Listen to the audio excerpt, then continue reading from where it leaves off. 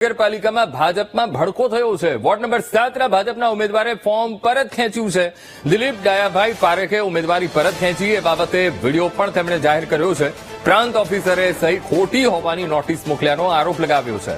રાજકીય દબાણથી પ્રાંત ઓફિસરે નોટિસ મોકલ્યાનો આરોપ અને પ્રાંત ઓફિસર બાવળા છોડીને ધોળકા પહોંચ્યા છે।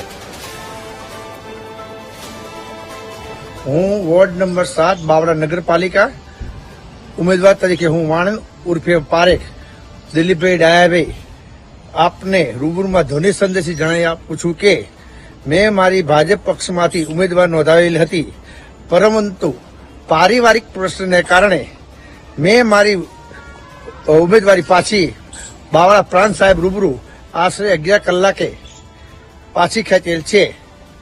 जे साचुं ने सत्य छे।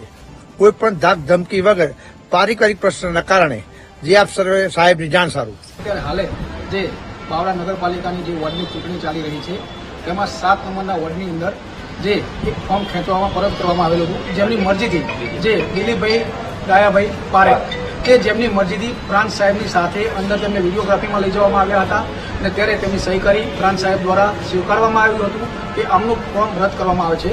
અત્યારે હાલ સાહેબનો એવો હુકમ છે કે આ ફોર્મની અંદર એમની મરજીથી જે ઉપરની એમનો સરકારના પૈસાથી જે પણ એમને ઉપરથી કોઈ લીંકથી ફોન આવતા હોય તો એમની મરજીથી એવું કહેવા માંગે છે કે આના માટે તમારે જે આગળ કાર્યવાહી કરવી હોય તે કરી શકો છો અને ફોર્મ રદ નહીં થાય। એટલે હાલ જ્યારે જે એમના પણ અંદર પ્રાંત ઓફિસની અંદર પ્રાંત સાહેબની સામે સહી ચાલતી હતી ત્યારે પણ પ્રાંત સાહેબના પણ વિડીયો છે, ત્યારે પ્રાંત સાહેબે એવું કહેવામાં આવ્યું હતું કે આ ફોર્મ રદ થાય છે અને દિલીપભાઈ ડાયાભાઈ પારેખે એમની સ્વૈચ્છિક મરજીથી કોઈ રાજકીય કોઈ પોલિટિક કે કોઈ ગામનું કે કોઈ એવો જ્ઞાતિવાદ કે કોઈ મુદ્દાઓનું કોઈ અંદર પ્રેશર આવેલું નથી।